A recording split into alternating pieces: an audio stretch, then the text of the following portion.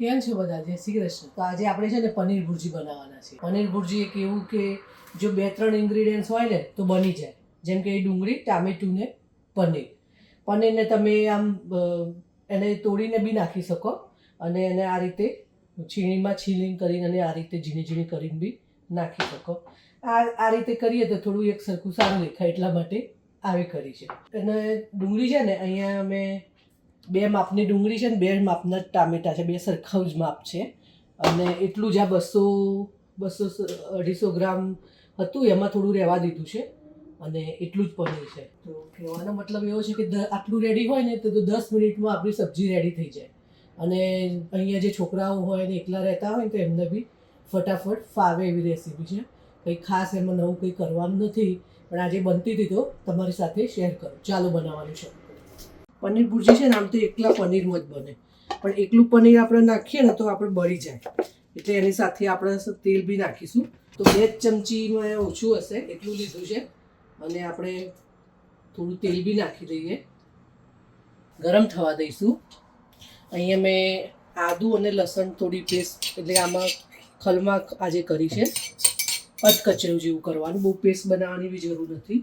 તો બહુ ટાઈમ પછી મને છે ને તો ટાઈમ મળ્યો આવી કોઈ રેસીપી આપવાનો. કેમ કે સમર છે, ક્યાંય ને ક્યાંય કોઈના ઘરે જવાનું હોય છે અથવા કોઈ મહેમાન આવતું હોય છે. સમર એટલે તો ટોરેન્ટોથી કોઈક આવે 1-2 દિવસ રહેવા, કે દૂરથી મતલબ જે આવતા હોય ને 1-2 દિવસ રોકાવાના હોય કહેવાનો મતલબ. તો આખો સેટરડે સન્ડે બધા એમાં જ જાય છે. અને આપણા ઘરે મહેમાન ક્યાંથી, પણ એમ કે એટલે હું તમને લોકોને રેસીપી નથી આપી શકતી. બનતું હોય નવું ત્યારે બી બનતું હોય, પણ કહેવાય ને કે ટાઈમ ના હોય એ વખતે રેસીપી આપવાનું બી, એટલે પોસિબલ નથી બનતું. આપણું અહીંયા તેલ આવી ગયું છે. જીરું નાખીએ આપણે ચપટી, એક તમાલપત્ર છે, એક લાલ મરચું છે અને 2 લવિંગ છે. હલાવી દઈએ. ધીમું જ રાખવાનું સગડી, ધીમે ધીમે શાંતિથી તેલ આવવા દેવાનું. જીરું તરતર થઈ જાય, તરતર જીરું એટલે થોડું બ્રાઉન થાય એટલે પછી આપણે આદું અને લસણની જે આપણે દરદરી પીસી લીધું છે આમાં થળીમાં ફળી લીધું છે એ નાખી દઈશું. અત્યારે છે ને કેનેડામાં લાલ જે ડુંગળી હોય ને એ મળતી જ નથી, અને આ બી જે મળે છે ને એ બહુ મોંઘી. કહેવાનો મતલબ કે $2-2.5 આખી બંચ આવતું હોય ને એના બદલે આ $5, $6 એવું થઈ ગયું છે.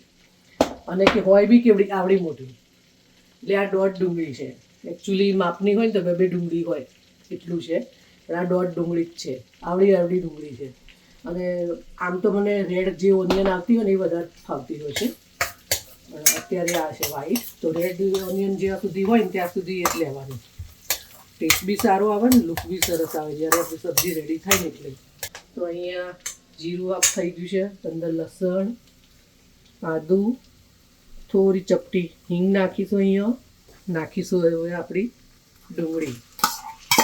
અને ડુંગળીને છે ને આમાં આપણે બીજી બધી સબ્જીમાં કેવું કરીએ કે બ્રાઉન થવા દઈશું ને, એવું નહીં. અહીંયા ખાલી છે ને એ થોડીક વાર રાખીશું, કહેવાનો મતલબ 2-3 મિનિટ, અને પછી આપણે આપણું ટામેટું નાખી દઈશું.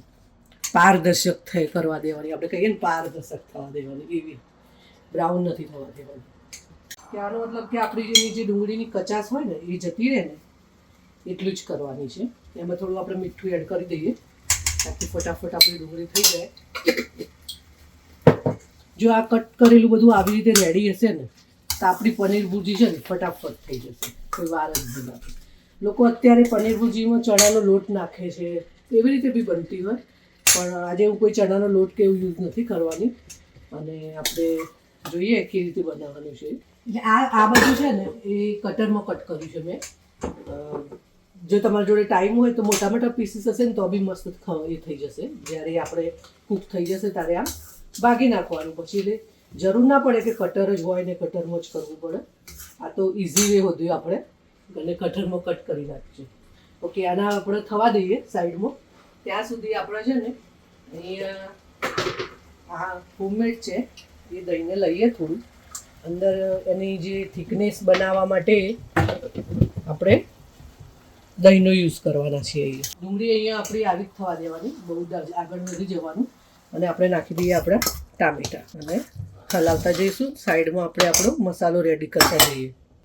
એક જણને મને પૂછ્યું હતું કે હોમમેડ દહીં કેવી રીતે બને એ જરા કહેજો. તો એ કેવું કે આ વચ્ચેના દિવસે વીકડેઝમાં જ્યારે હું બનાવતી હોય ને એટલે મારી જોડે ટાઈમ ના હોય આ બધું શૂટ કરવાનો ને એવું બધું, એટલે એ રહી ગયું છે. પણ મને ધ્યાનમાં જ છે તમારી વાત કે જ્યારે બી તમે દહીં જમાવો એ બતાવજો. અને કંઈ એવું ખાસ છે નહીં. જે ઇન્ડિયા આપણે જે રીતે દૂધ ગરમ કરીને અંદર 2 ચમચી દહીં નાખી દેતા હતા એ જ સિસ્ટમ. પણ અમારું જે આમ છે ને દહીં એ મેરવણ એ ઇન્ડિયાનું છે. અમારી એક ફ્રેન્ડ ઇન્ડિયાથી લઈને આવી હતી, એને અમારા બધા જ ફ્રેન્ડને છે આપ્યું હતું જ્યારે એની જોડે દહીં બનીને રેડી હતી ત્યારે 2 ચમચી. તો ત્યારથી અમે અમારે ગમે તેવો ડબ્બો હોય પહેલાં 2 ચમચી કાઢીને સાઈડમાં મૂકી દઈએ, પછી જ ખાવાનું. અને અઠવાડિયામાં 2 વખતે બનતું હોય છે. આ ડબ્બો જુઓ તમને બતાવું, અઠવાડિયામાં 2 વખત બનતું હોય છે. પણ વચ્ચેના દિવસમાં બને ને એટલે પછી આ તમને બતાવવાનું રહી ગયું છે મારે. પણ મોકો મળશે ત્યારે ચોક્કસથી તમને બતાવીશ. જો થોડુંક મીઠું આપણે આમાં નાખ્યું છે કે થોડું જલ્દી ચડી જાય એના માટે. થોડું આપણે આમાં નાખીશું. ધાણા જીરું જરા વધારે લેવાનું. અમે મને ધાણા જીરું વધારે ગમે છે કોઈ બી શાકમાં. તમને ઓછું ગમતું હોય તો ઓછું નાખજો. ધાણા જીરું લઈશું આપણે. કશ્મીરી મરચું, તમને લીલું મરચું બી તમને ગમતું હોય તો તમે નાખી શકો. અત્યારે મારી જોડે અવેલેબલ નહોતું એટલે મેં નાખ્યું નથી. કશ્મીરી મરચું લેવાનું અને હળદર. આ 3 બેઝિક મસાલા કહીએ ને આપણા કિચનમાં હોય જ, એ કંઈ ખાસ વાપરવાનું જ નથી આમાં. એવું કહીએ ને તો એ ચાલે. ચાટ મસાલો નાખીશું થોડો. ચટપટું હોય ને તો વધારે મજા આવે એટલા માટે. તો આ થોડોક ચાટ મસાલો, સહેજ કાળા મરીની ભૂકી છે રેડી, એ ચપટી નાખી છે મેં અહીંયા. અને અહીંયા આપણો એ જ કિચન કિંગ મસાલો આપણે એ નાખી દઈશું. જ્યારે બી પંજાબી સબ્જી બને ને એટલે થોડો આ તો વાપરી જ કાઢવાનો. ખરેખર એનો ટેસ્ટ બહુ સરસ આવતો હોય છે. તો અહીંયા છે આપણો એ કિચન કિંગ મસાલો. થોડીક આપણે લઈશું આપણી કસૂરી મેથી ટેસ્ટ માટે. અને એક થોડીક આપણે છે ને કહેવાય ને કે ટામેટાની ખટાશ હોય એટલે થોડીક આપણે કેટલી ચપટી એ ખાંડ છે બસ આટલી નાખી દઈશું. બધાને એને હલાવી દઈશું. પ્યુરી કહો કે જે બી એ આપણે અહીંયા રેડી કરી દીધી. આપણે ચણાનો લોટ નહીં વાપરવાના. દહીં લીધું. દહીં મસ્ત ખટાશે પકડા. અને આપણે જે કહેવાય ને થિકનેસ જે રીતે જોવો છે એ આનાથી બી સરસ થાય. અને તેલ બટર બધું સરસ છૂટું પડી જાય. આ બધા મસાલા થઈ ગયા ને, હવે આપણે અડધું લીંબુ નીચોઈ દઈએ. આ છે ને ભલે ખાટું દહીં છે ને મોરું છે, બહુ ખાટું નથી. બહુ ખાટું હશે તો તમારું શાકનો ટેસ્ટ બદલાઈ જશે, એટલે જોઈને લેવાનું. આ એકદમ ઘરનું છે ને મોરું છે, છતાં મેં અડધું લીંબુ નીચોયું છે. ચટપટું લાગે, એકદમ મજા આવે ખાવાની. તો અડધું લીંબુ બી નીચોઈ દેવાનું. પણ જો તમારું દહીં મોડું હોય તો જો બહાર છે ને અત્યારે 7 વાગવા આવ્યા, તમે જોઈ શકો 6:45 થયા છે.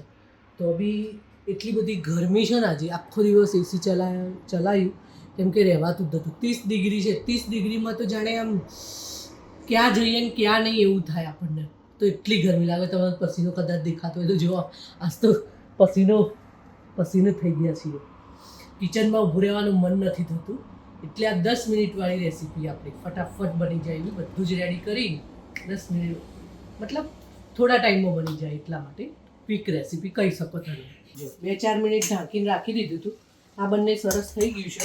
હવે આપણે છે ને એમાં આપણે જે રેડી કરીને દહીંમાં મસાલા બધા કરીને રેડી કર્યું છે એ આપણે નાખી દઈએ. અને આ છે ને નાખતા જઈશું, હલાવતા જઈશું. ખબર છે ને કે ભાઈ ફાટી જાય પછી.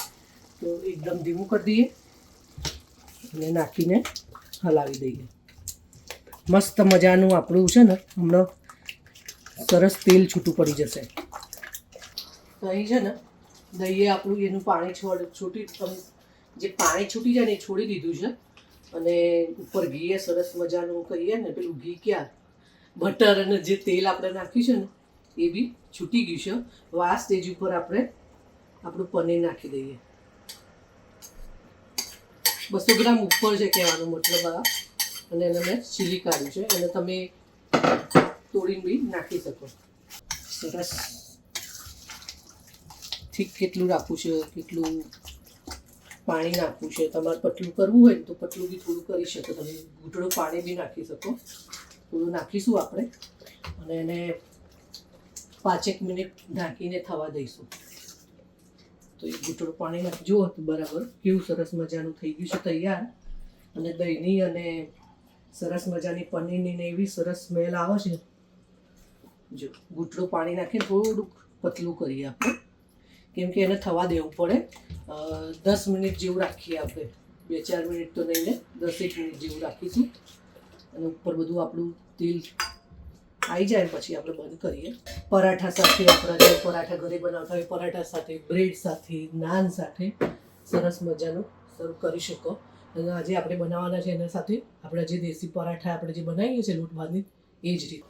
જો અહીંયા આપણું સબ્જી રેડી થઈ ગઈ છે અને તેલ બી સરસ મજાનું છૂટીને અને તૈયાર થઈ ગયું છે સબ્જી. જુઓ તમને જો જાડું ગમતું હોય તો જાડું રાખવાનું, એ રીતે પાણી રેડવાનું જે રીતે તમારે જોઈતું હોય. આપણા ઘરમાં છે ને રસાવાળું બધું જોઈએ એટલે આ રીતની થિકનેસ જોઈએ મને, એટલે મેં એ રીતનું પાણી નાખ્યું. જુઓ પણ ટેસ્ટમાં એટલી સરસ સ્મેલ બી આવે છે અને ટેસ્ટ બી એટલો જ સરસ થયો છે. છેલ્લે ફક્ત ને ફક્ત હવે આપણે તૂકી નાખીશું અને ગેસ બંધ કરી દઈશું. અને ત્યાં ધીમે ધીમે ગરમ બી રહેશે અને તાંબા જેવું પડે સરસ થઈ જાય. આ સબ્જી છે ને ક્યાંય સુધી ગરમ હોય એ કરીશું બંધ. ઢાંકણી બંધ કરી દઈશું અને થવા દઈશું. કહેવાનું મતલબ તમારે જોવું હોય તો જોઈ લો, આપણી સબ્જી રેડી છે પનીર ભુરજી. તો શું તમે આ રીતે બનાવો છો કે તમારી કોઈ પદ્ધતિ અલગ છે, કેવી છે, તો શેર કરજો મારી સાથે. અને આજની રેસીપી તમને કેવી લાગી એ બી કોમેન્ટ બોક્સમાં કોમેન્ટ કરીને જરૂરથી જણાવજો. અને ફટાફટ સબસ્ક્રાઈબ કરી દેજો ચેનલને, જો ચેનલને સબસ્ક્રાઈબ કરવાની બાકી હોય તો બી. તો ફરી મળીશું નવી રેસીપી સાથે. ત્યાં સુધી બાય બાય, જય શ્રી કૃષ્ણ.